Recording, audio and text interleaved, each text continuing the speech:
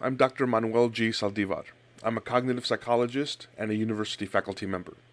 On this channel, I focus on ideas and concepts that will help you become more successful as a college student. Please join me for today's episode.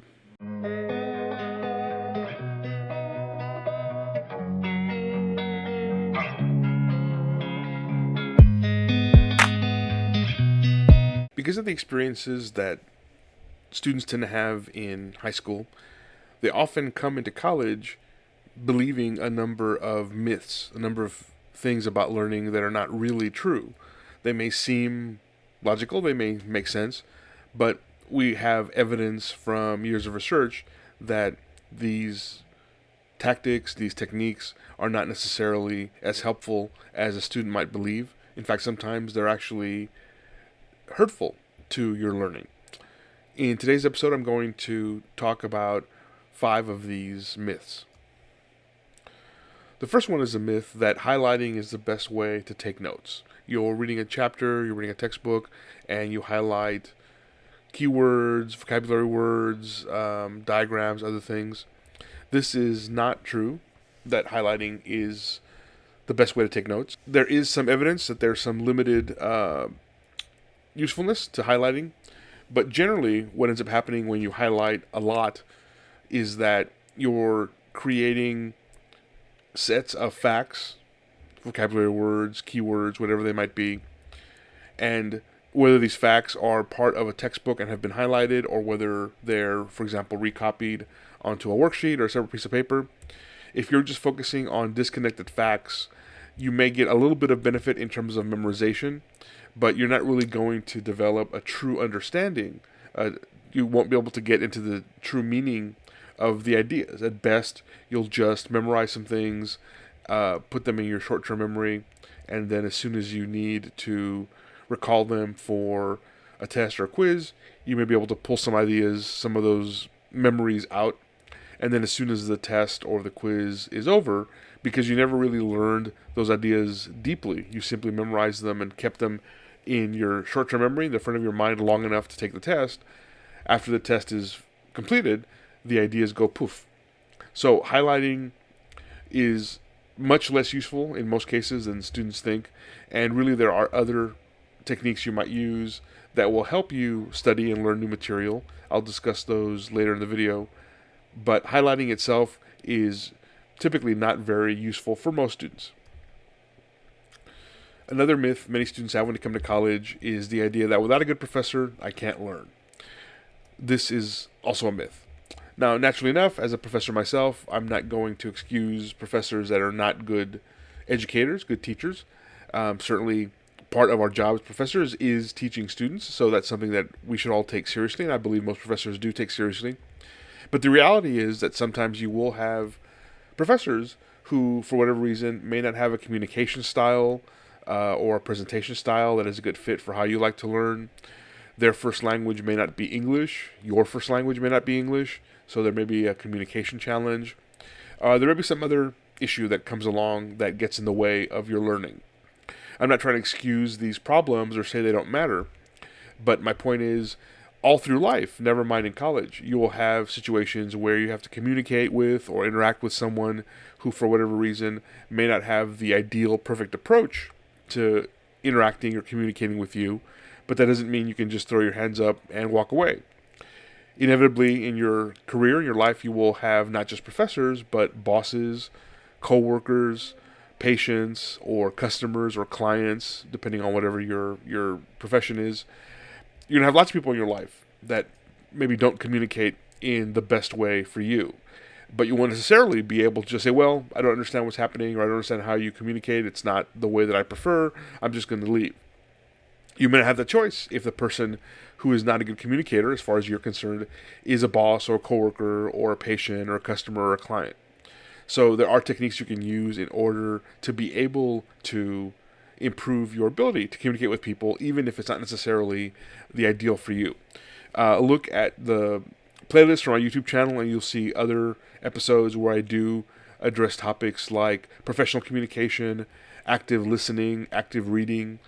These topics will help you be able to become a better communicator and be less dependent on a professor or anyone else having to have a perfect or idealized presentation style, communication style in order for you to learn.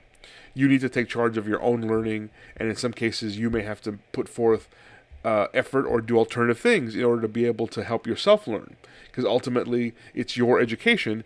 Hopefully most people you encounter will want to help you get educated, to help you learn, but in cases where for whatever reason that's not happening, you still can do things to help yourself learn.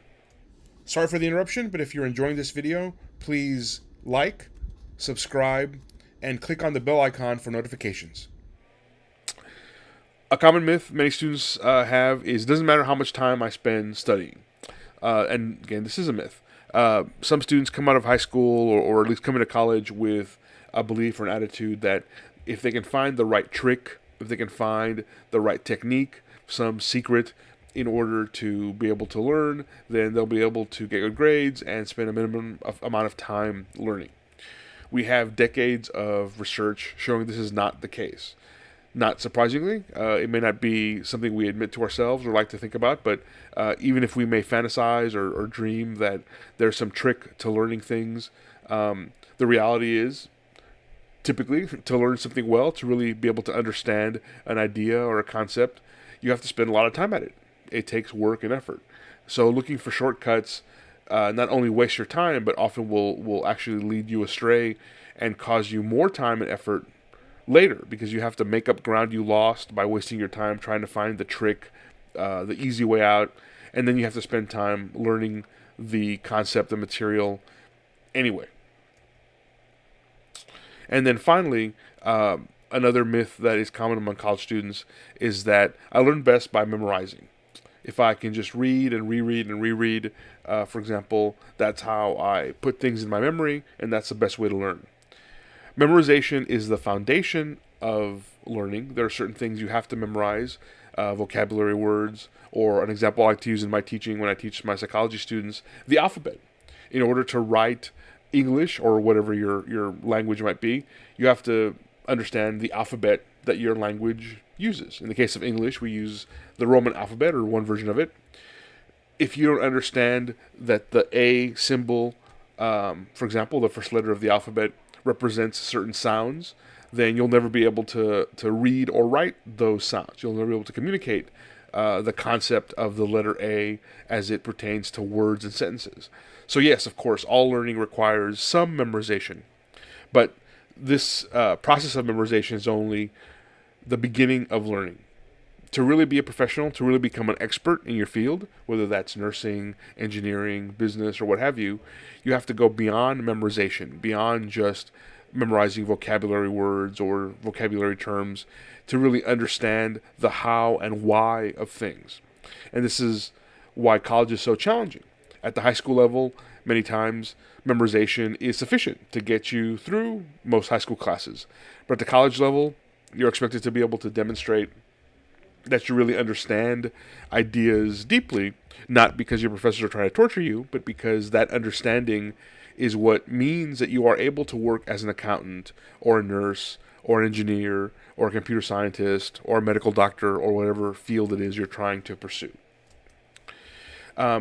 Episode 6 of my YouTube video series will discuss tips on changing how you learn. So if you'd like more information about alternatives to learning, how to do things that will not force you to embrace these myths that I've discussed in this video, please look at episode 6. Now, briefly review, we've talked about myths regarding learning.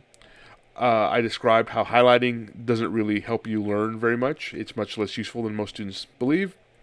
We talked about the idea that bad teaching, poor teaching, doesn't have to equal no learning. You can take ownership and need to take ownership of your own learning, because never mind professors, but again, you'll have coworkers, bosses, others in your life throughout your career, throughout your life, who may not communicate in the best way, but you will still need to work with and learn from them. We talked about the idea that learning takes time. There are no shortcuts, and often looking for shortcuts isn't just wasting time, it actually costs you more time, because then you have to make up that lost ground. And the idea that memorization is important. It's a foundation of learning, but it doesn't equal learning. Memorization is only one part of the learning process.